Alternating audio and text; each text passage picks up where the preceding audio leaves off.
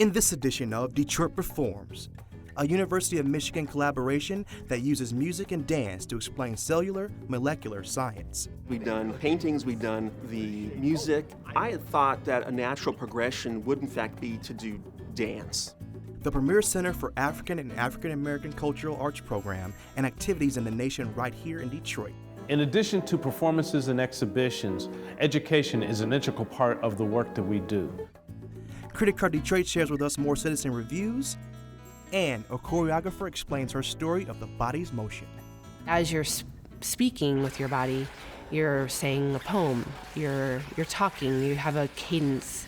It's all ahead on today's episode of Detroit Performs. Major funding for Detroit Performs is provided by the McGregor Fund. Additional funding is provided by the Michigan Council for Arts and Cultural Affairs and the National Endowment for the Arts, and by contributions to your PBS station from viewers like you. Thank you.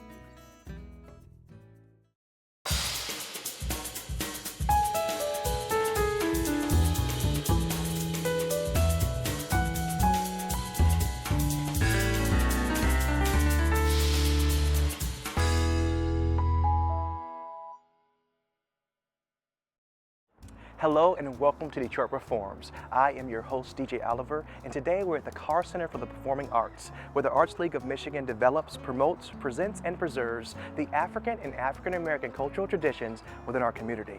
We'll get more in depth with the Carr Center in the upcoming segment, but first we head to the University of Michigan, where cellular molecular science collides with music and dance.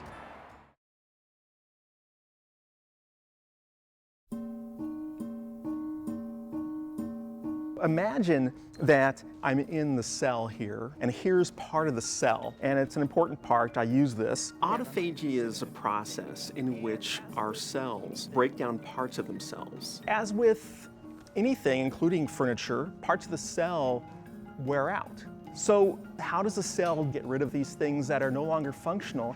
And this is the process of autophagy. Almost every month, there's a new connection being discovered between autophagy and some aspect of human health and disease. Cancer, some types of neurodegeneration, diabetes, heart disease, liver disease, various muscle diseases, you name it. That means we have to really understand it if we want to be able to manipulate it for therapeutic purposes. Products F and H are synthesized through the action of enzymes 1 through 7. I've been teaching introductory biology for over 20 years, and I'm looking for ways to make this subject accessible. And one of the questions I asked was whether short videos or including art would help. David does pretty much everything to, I see an exact scale. I had been aware of the paintings of David Goodsell for a number of years. I'd always admired his work, which shows a more realistic depiction of how a cell might be than we typically draw them. Dan contacted me 10 years ago now and wanted to do a painting about autophagy. At that time, he was not interested because we didn't know enough about the system. The data just wasn't there. But now there's a lot more data at all levels for structures, for concentrations.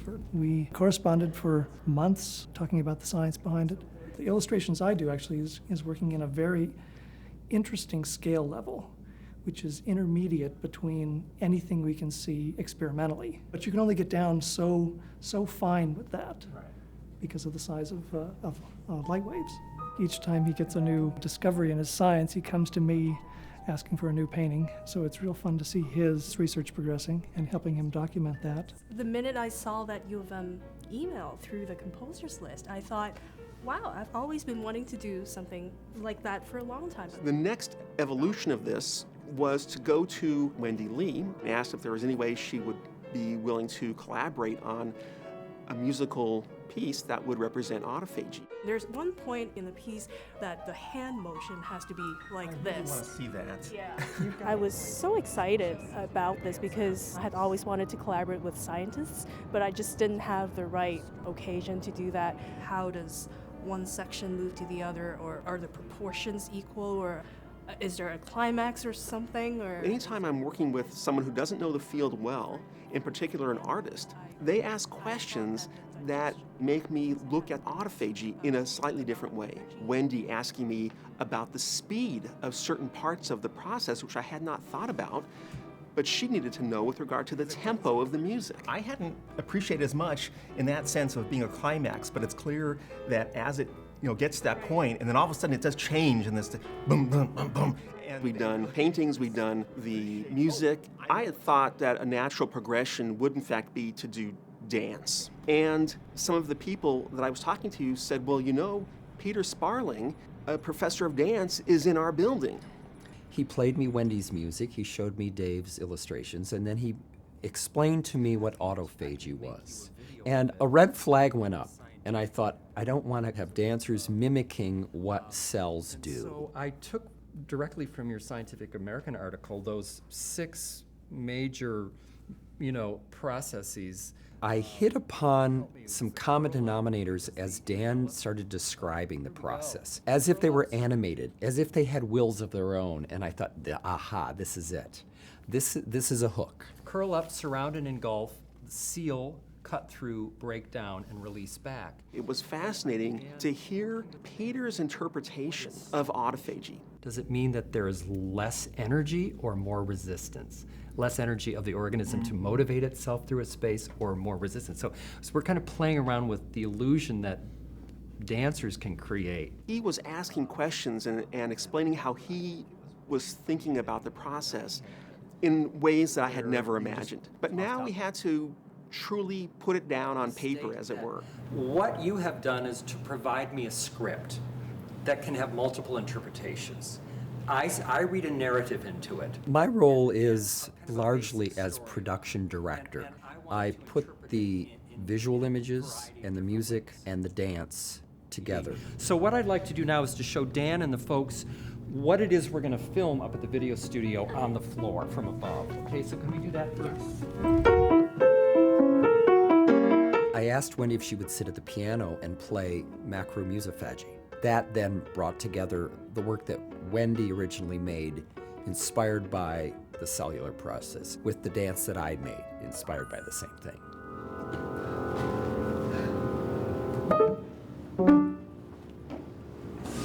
And then stop right there, gals. I think that's where it would end in this version. Yeah. Thank you, Wendy. That was amazing. We had never seen any aspect of the dance before. After it was over and we were walking back, we were discussing, what did Peter mean by this part? Why were there these dancers in red high-heeled shoes, for example? Since it is not absolutely literal and not absolutely obvious what's being depicted at every step of the video, it fosters discussion. For the video version, we were able to go into the Duderstadt video studio and shoot against green screen, and then remove their bodies against Dave's beautiful medical illustrations. It's as if the bodies are within a cell, and it becomes like animation.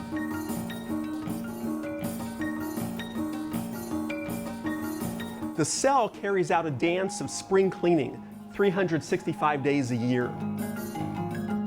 As someone who's a neuroscience major, this is something very different than anything I've ever seen. I think it would be most helpful in a teaching environment for non-science students or people that aren't really well-versed in science. Scientists are finally becoming aware of the fact that they need to do a better job of explaining what they do to the public at large. Funding is becoming tighter, more difficult to obtain. And the only way to possibly reverse that is to get more people to become supportive of basic research. To learn more of U of M's collaboration, head to DetroitPerforms.org. The development of the Carr Center moves to establish it and the Arts League of Michigan as major participants in the cultural life of our community and nation. Oliver Ragsdale shares a little more about the center.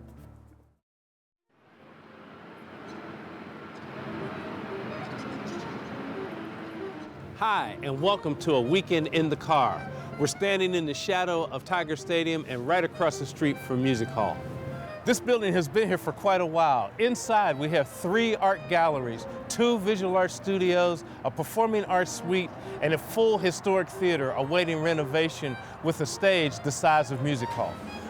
We're about to start your weekend in the car, but before you do, I want you to know that we have 4 house rules. House rule number 1 is whenever you're in the Carr Center, have a great experience. House rule number 2 is because you had a great experience, keep coming back. House rule number 3 is because you had a great experience and you keep coming back, bring somebody with you. And house rule number 4 is because you had a great experience and you keep coming back and you bring somebody with you, remember, we need your support. Jazz is an important part of the artistic menu here at the Carr Center.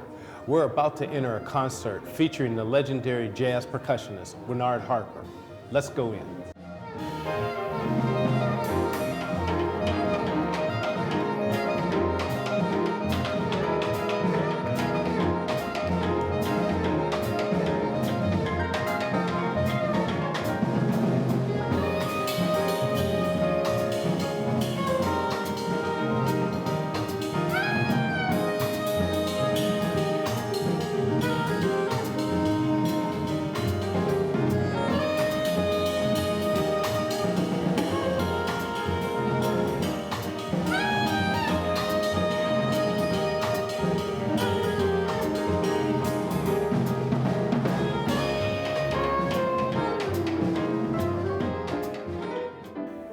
In addition to performances and exhibitions, education is an integral part of the work that we do, taught by world-class artists who live and work here in Detroit.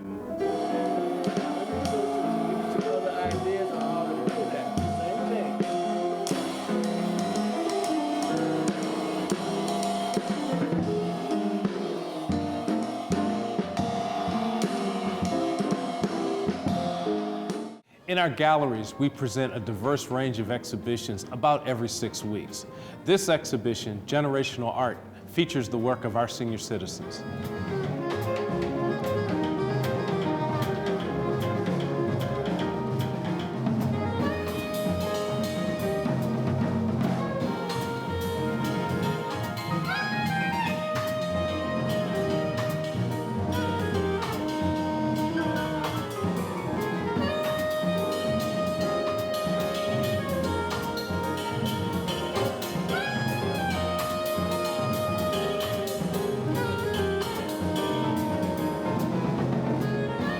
We're delighted to be hosting the Trinity International Film Festival for the 4th year. This year, we have 2 screens running simultaneously. This is Marshall Montgomery, the organizer and curator of the festival. The Trinity International Film Festival is a showcase of cutting-edge independent films. This is our 7th year and our 4th year at the Carr Center right here in the center of downtown Detroit, Michigan. We had about 60 films that were submitted to the festival, and we are showcasing 35 films from 12 different countries at this year's festival. As a smaller festival, when we first started out, we really didn't have a home for our festival, and we were moving around from a lot of different venues. And the Carr Center was a new building at the time, and they were interested in having some programming in, and I couldn't believe what a great fit it was. When you talk about culture and art and just diversity, and it's just a great place for people to come to, and we're constantly bringing new audiences here. I think I came here, once I came here, I fell in love with it, and I can't help but to tell other people about it. Storytellers throughout the community convene here at the Carr as a way of continuing to collaborate and bring their stories to the community. Tonight, Aesop visits the Carr. Next morning, my next door neighbors on the way to work. They walked out the house, down the steps. Just as they got to their car, who did they see in the middle of the street on his back with his legs sticking straight up in the air? Who? Little Bird. No, it was me. I said it was my role model. Well, we became fast friends. I'm a storyteller. I told him my story. We hope you enjoyed your weekend in the Carr. And remember rule number 2 and rule number 3. Keep coming back and bring somebody with you.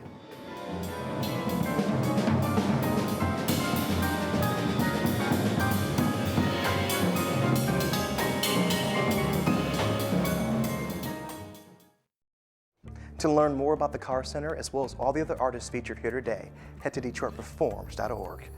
Let's check out what Critic Car Detroit's been up to. They share with us another citizen review of local arts events. Hi, I'm Lindsay Ola. I'm an interior design student at Wayne State, and I enjoy coming to DIA because it's easy to get inspiration when you need it. This new courtyard is gorgeous with the furniture and everything.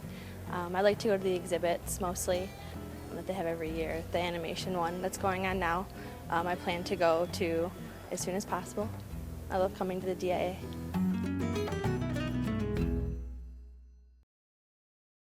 You can view more of Critic Car Detroit's citizen reviews on their Facebook page and YouTube channel, which you can find through DetroitPerforms.org.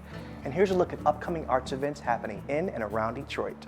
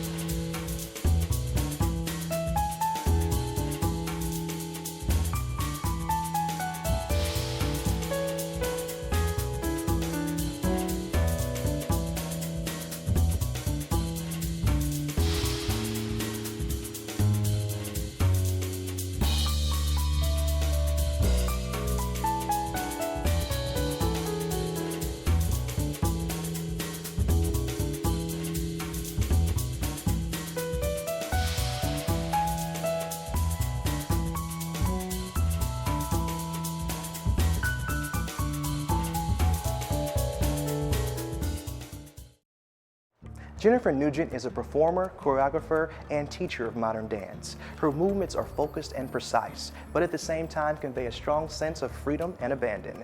Here she is as she dances with the Bill T. Jones Arnie Zane Dance Company.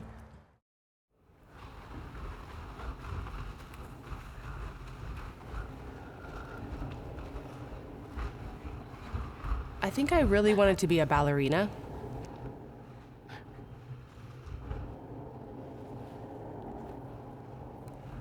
I had a book, The Life of a Ballerina, and I loved the leg warmers that went up to the thigh, and I loved the holes in the tights and how the more you wore the shoes, the more ripped they would get.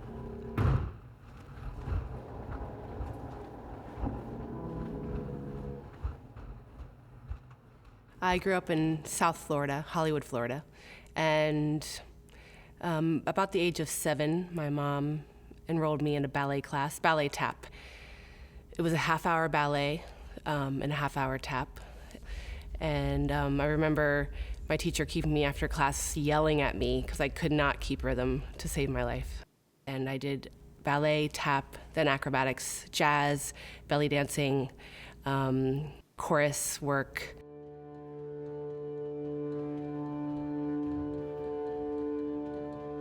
I think for me, I loved the music and I loved learning the dances, and it just touched me.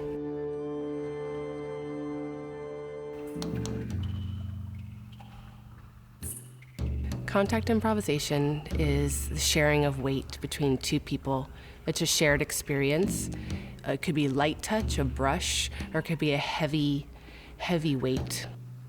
It's a duet. It's like a tango or a ballroom, a conversation between two bodies. So you just are constantly negotiating, constantly giving a little more, until you get to know each other and you trust each other, and then you can give yourself to your partner.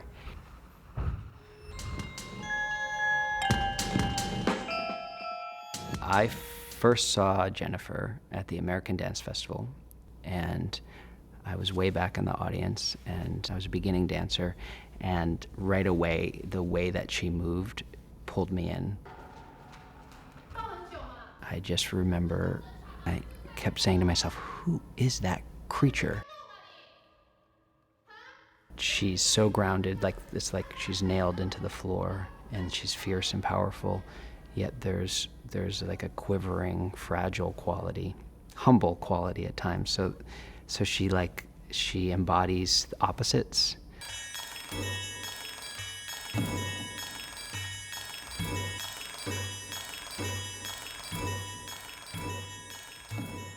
So I saw her first performing, and then I was in a Danny Lepkoff contact improvisation class, and I was paired up with her.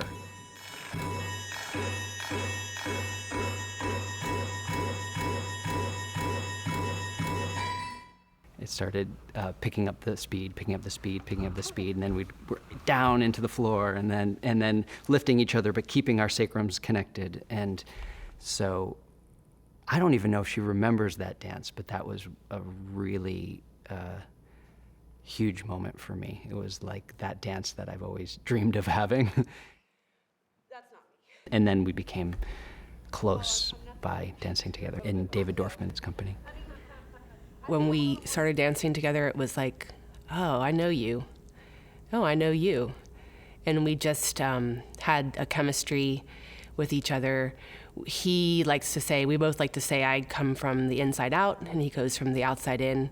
But we both get to the same place. No, sorry. That was me. Imagining myself. Imagining you, but you would be more like...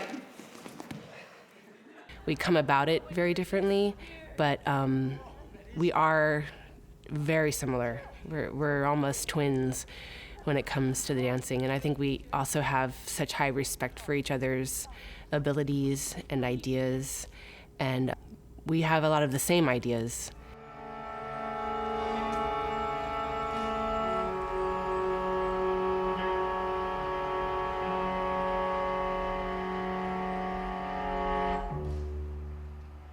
When Paul was phasing out of David's company, we had already begun working together and making our own work, and knew that that's something we wanted to do. We wanted to do partnering like we had never done before. We wanted to be detailed, we wanted it to be hard, challenging, intricate, something new. And we started by going in the studio and making a list of body parts and connecting them.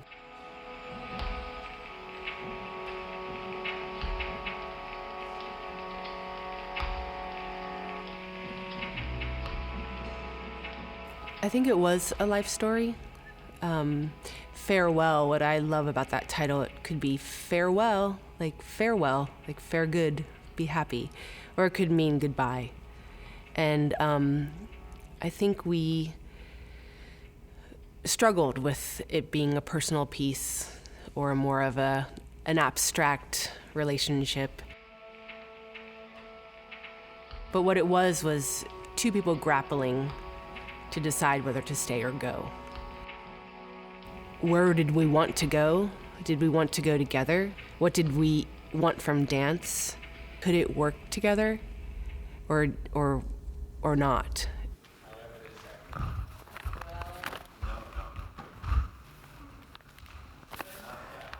With that, thank you. Going into transition, now we're going into doctor's office. Paul and Jen are very unique performers. And I remember first time seeing them, there was this strange and rare moment where the body and the space mash together. And they also have this amazing connection between the two of them. They somehow understand on a cellular level each other. I loved them right from the first moment, and I may have been scheming to get them into the company ever since. When I'm dancing with other dancers, I'm definitely focused on them. I like to look around the space. I like to be with them. I like to know that we're in this piece together.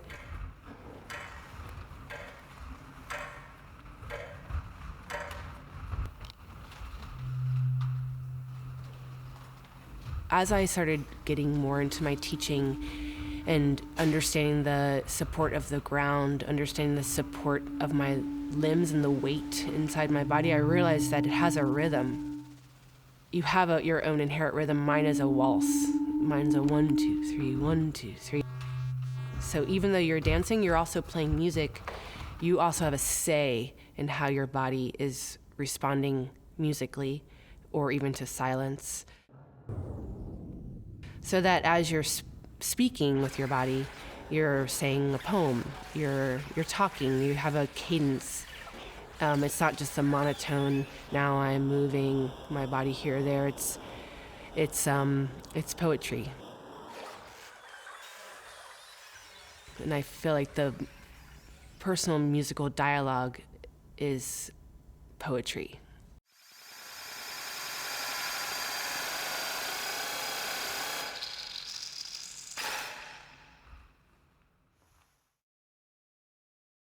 To find out more about Jennifer, head to DetroitPerforms.org.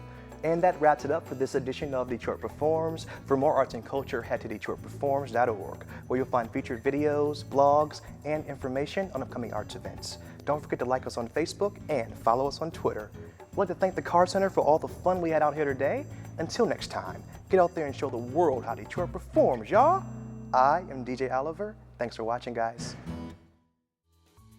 Major funding for Detroit Performs is provided by the McGregor Fund.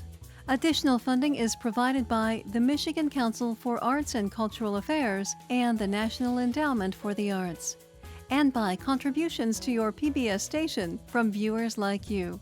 Thank you.